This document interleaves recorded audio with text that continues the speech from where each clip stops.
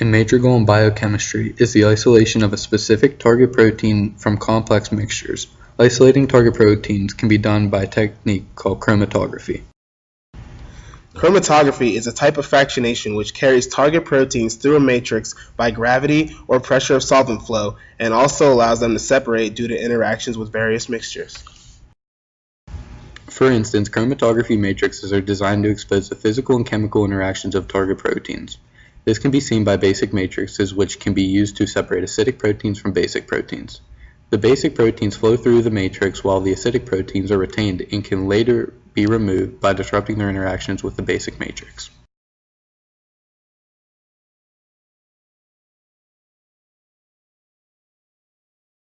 The problem with most types of chromatography is the lack of specificity for one protein. Most matrices usually retain multiple proteins to various extents instead of a specific protein of interest. However, affinity chromatography overcomes this lack of specificity by exploiting the interaction of one molecule with a complementary binding ligand.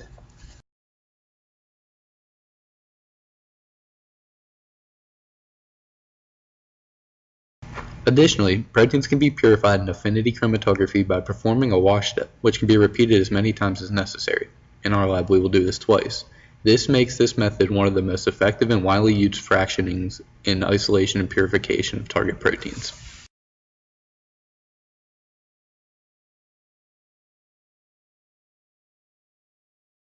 In review, the procedure of affinity chromatography involves the ligand being coupled with an insoluble matrix, and together these components are poured into the column. Another mixture with the target protein is then added to the column so the protein can bind specifically with the ligand while the remnants in the mixture flow through the column. This is due to the ligand having receptor sites shaped specifically for a target protein. Finally, the target protein can be eluted by breaking the non-covalent bonds binding the target protein to the ligand. This will isolate the target protein, allowing it to flow through the column and be collected. Specifically for our procedure, we will be isolating albumin protein in horse serum via affinity chromatography.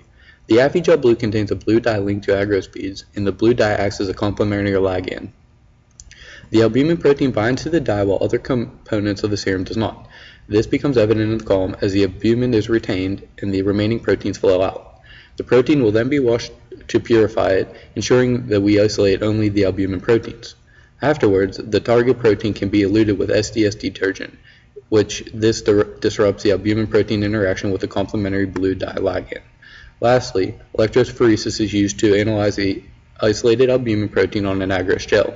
For a better understanding of affinity chromatography, we will now take you through a step-by-step process on how to isolate the target albumin protein via affinity chromatography.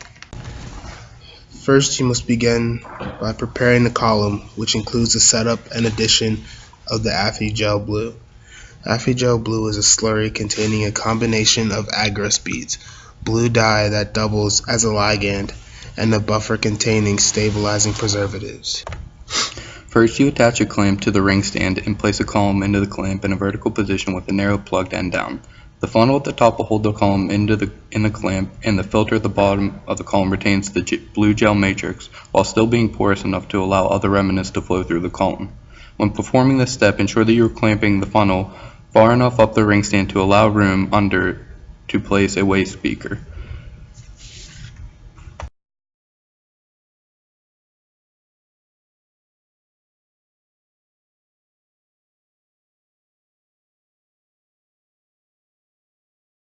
Next, place a beaker below the column to catch the flow through when you add the Affigel blue.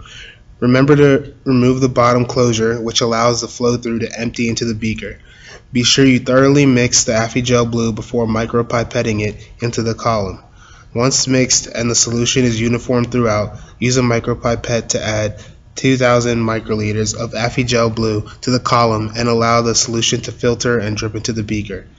To add 2,000 microliters, we will use a 1,000 microliter pipette with large tips to add 1,000 volume twice.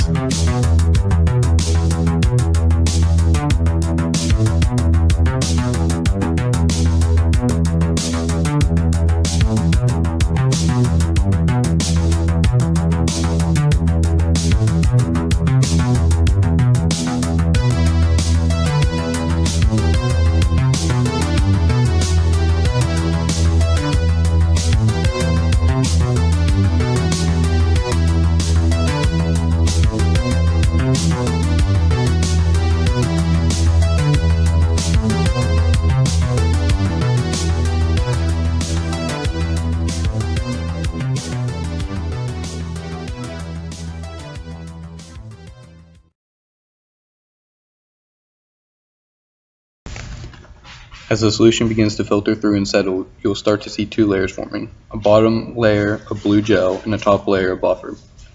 As the buffer filters through and approaches the bottom gel layer, fill the column with column wash buffer to wash the preservatives away and prevent the column from drying. Throughout this entire procedure, you will never want to let the column run dry. You will repeat this wash step one additional time for a total of 2 washes.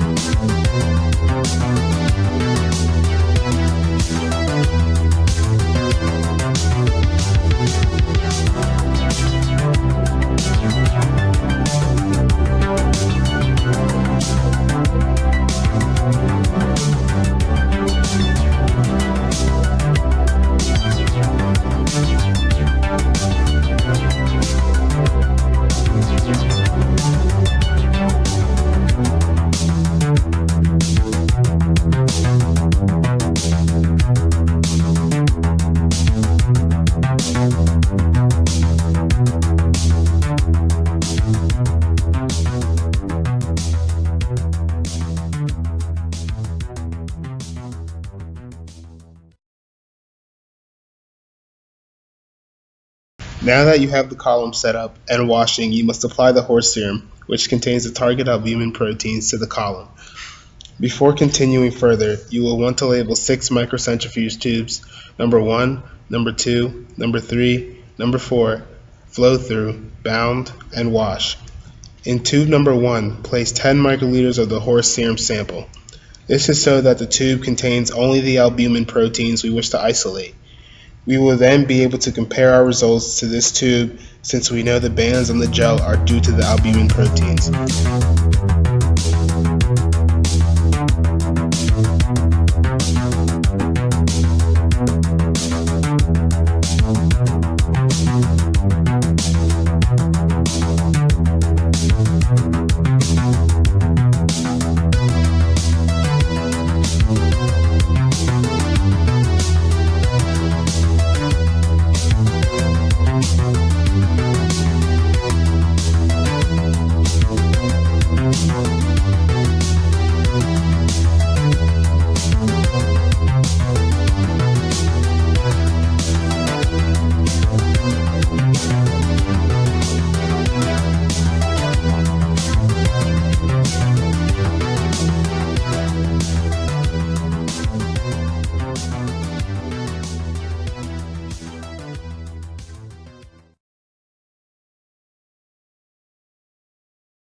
As the column wash buffer filters within 1 to 2 millimeters of the top of the gel layer, transfer 500 microliters of the horse serum into the column. To transfer 500 microliters, set the 1000 microliter pipette to 500. Once added, collect 1 milliliter of the solution flowing through in the flow-through microcentrifuge tube by holding it under the column and allowing the solution to filter through and drip into the awaiting tube.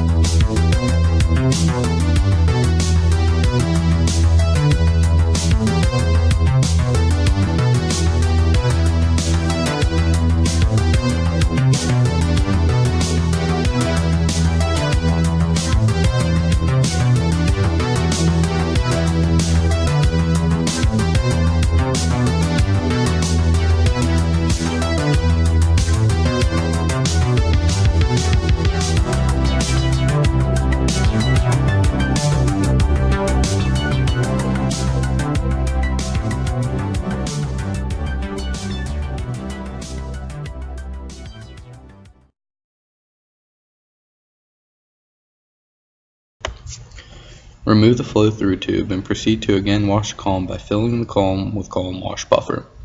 Let the buffer filter through as you did in the previous step and drip into the wash microcentrifuge tube that you will be holding below.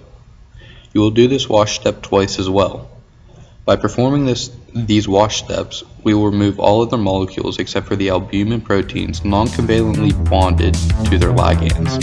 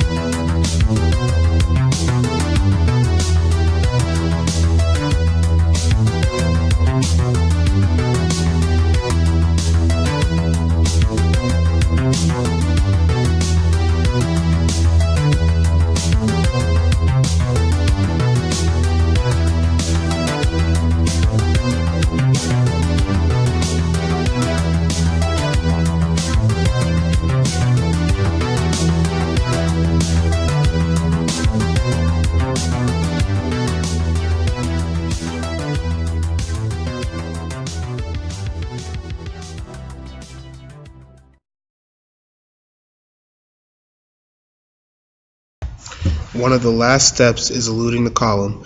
When the last wash is within 3 millimeters of the top of the Affi-Gel Blue, transfer 1,000 microliters of elution buffer into the column using a micropipette. Now place the bound microcentrifuge tube under the column to collect the isolated albumin.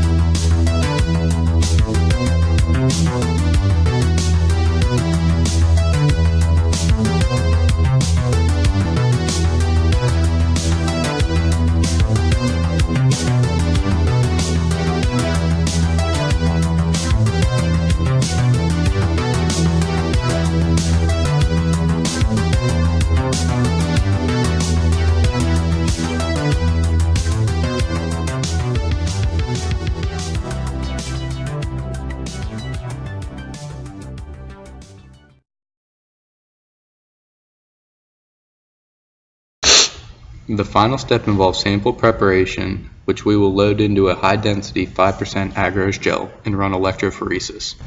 Just to reiterate, make sure you have 10 microliters of horse serum placed into tube number 1.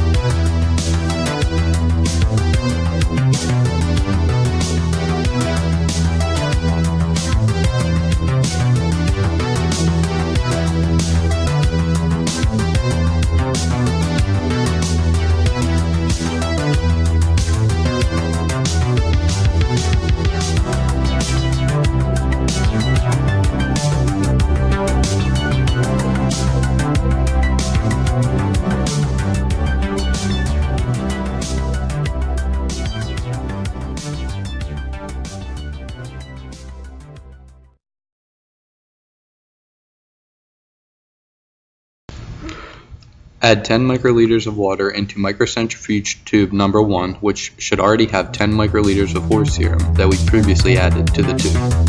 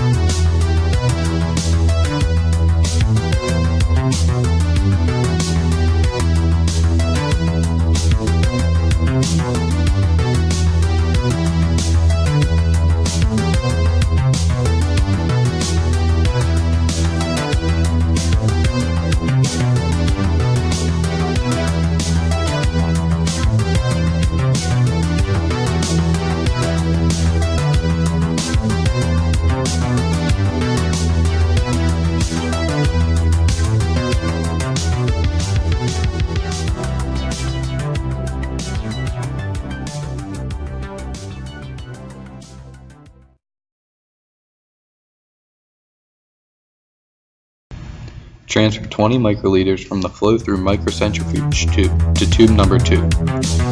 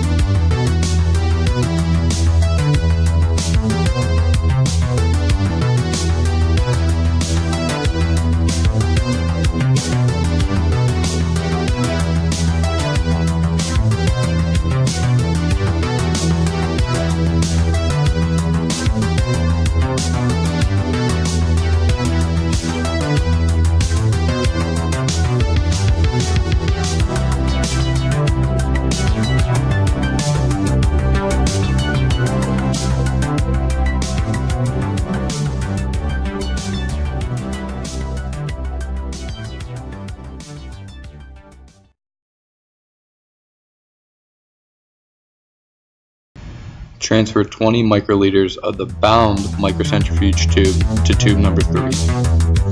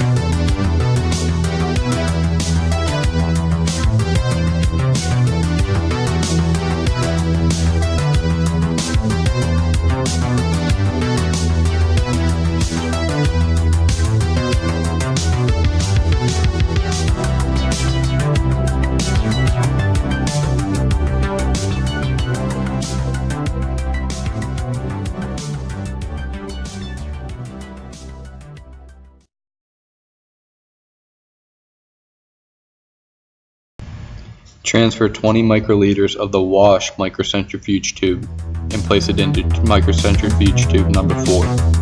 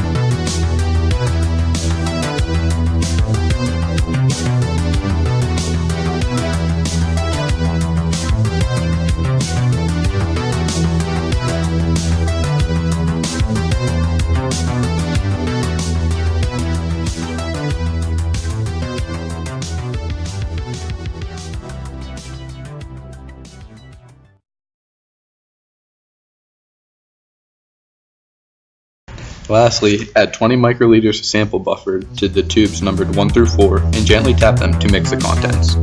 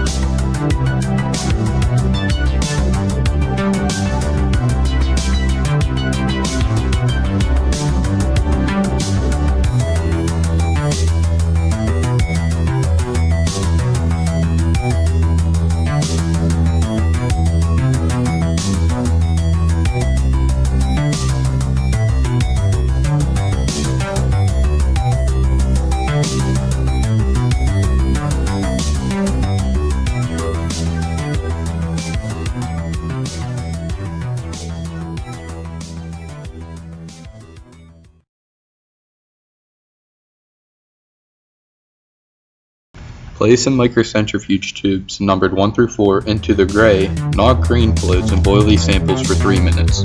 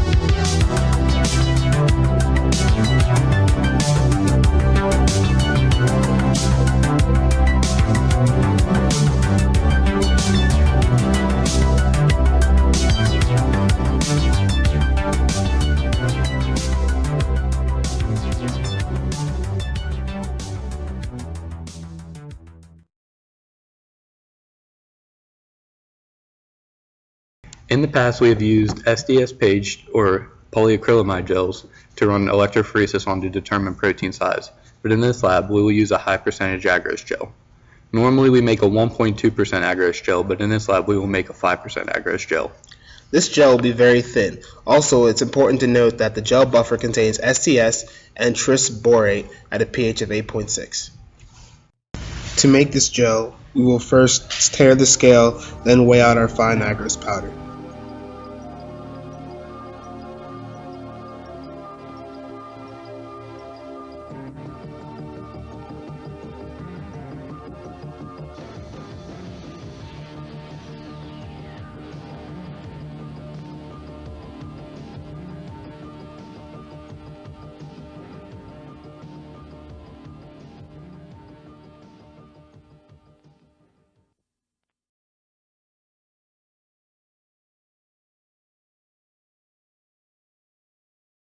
We will then use automatic pipettes to measure out 15 milliliters of gel buffer, which we will dispense into a large screw cap glass test tube. Since the non-sterile graduated pipette tubes are only 10 milliliters, we will pipette a volume of 7.5 milliliters twice to get a total volume of 15 milliliters.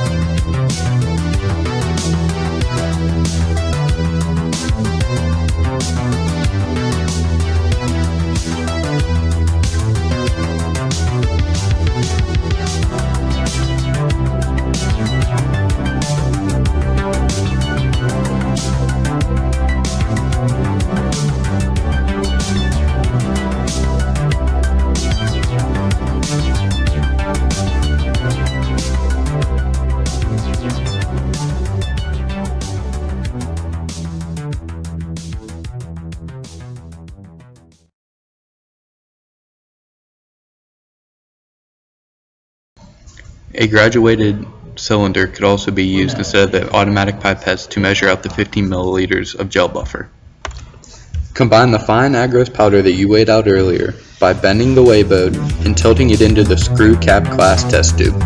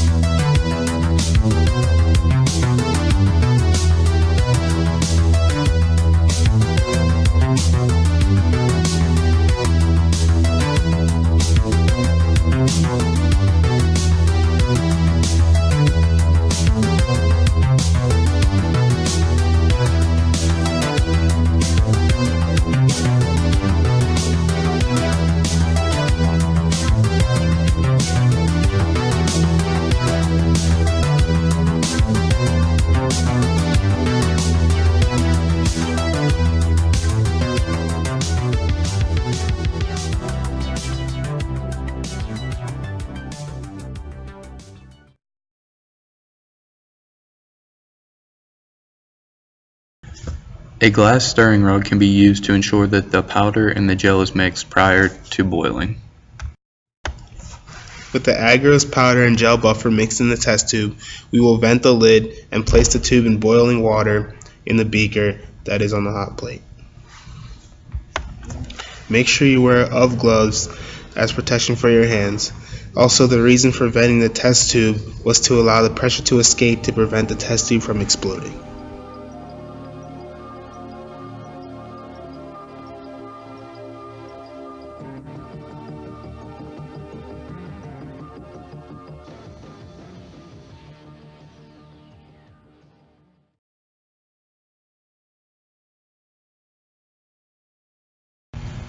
Let the test tube boil for 6 to 8 minutes.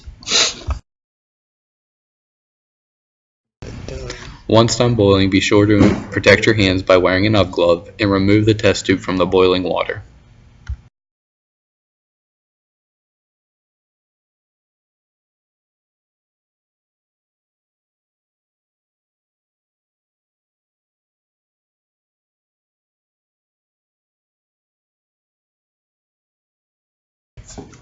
Allow the test tube to cool for 2 to 3 minutes after boiling before pouring the gel into the casting tray. Get ready to pour your gel by raising and tightening the gates on the casting tray. Once you're ready to pour, be careful because the test tube will still be hot, so make sure to wear the UV glove to protect your hands.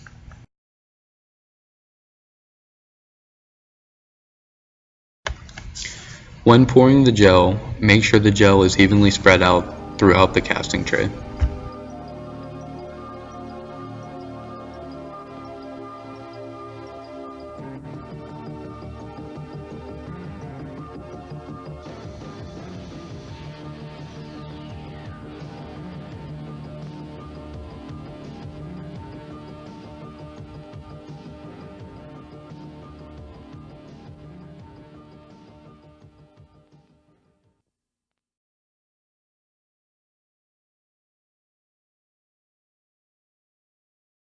Once the gel has been poured, place the appropriate numbered comb, at least 4 lanes per group and leaving room for a ladder, into the gel and let the gel set.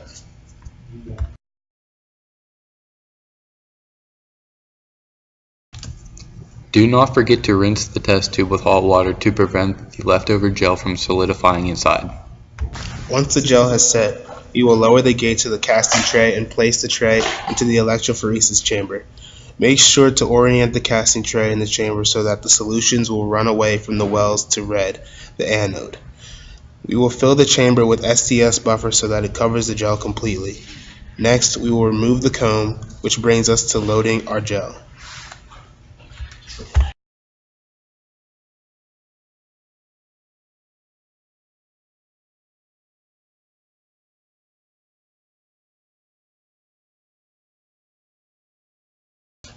The only difference between loading this gel and other gels of previous labs is that in this lab we will load a standard protein for our ladder instead of a DNA ladder.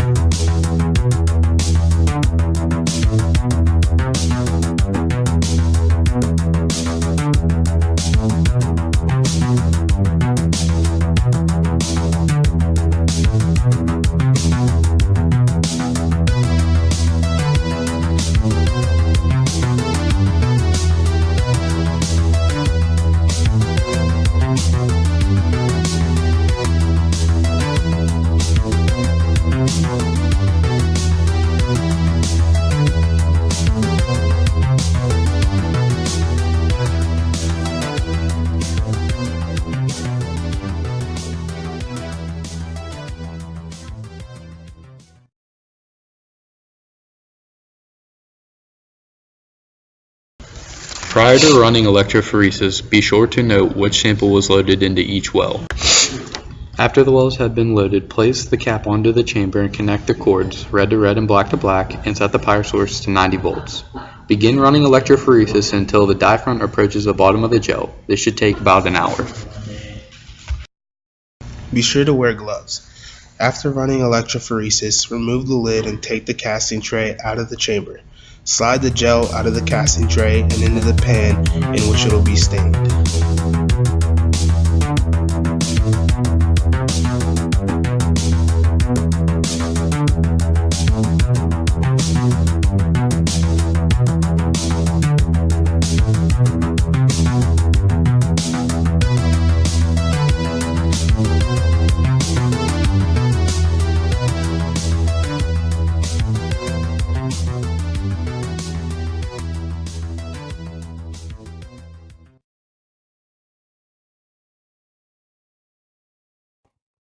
To stain our gel, cover with Chromatogrpahy stain and place the gel on the shaker for no more than 5 minutes.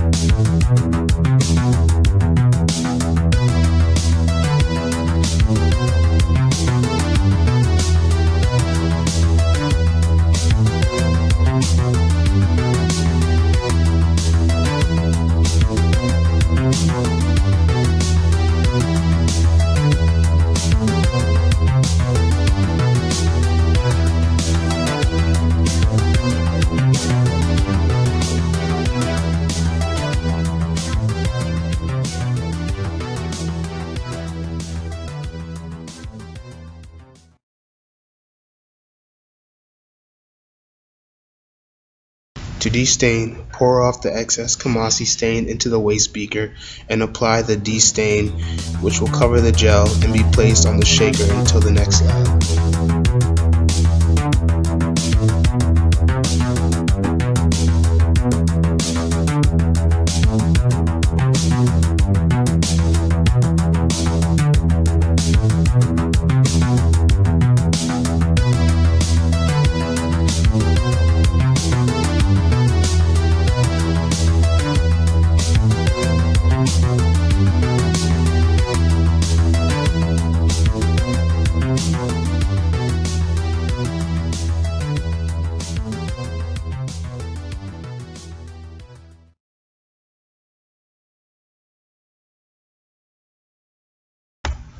To finish the destaining process, pour off the excess destain into the waste beaker. Your results, aka your bands, will now be visible. Placing the gel onto a light box will make the bands easier to see.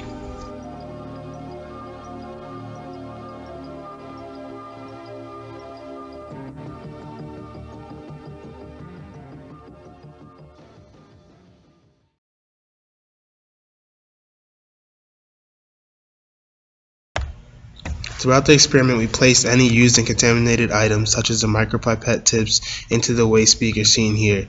Keep in mind that it's important to put any glassware or any other materials used in this experiment or any other experiment into the appropriate locations. This includes the biohazard waste baskets, racks that previously held all the materials, or even bins where all the glassware has been washed and emptied out into.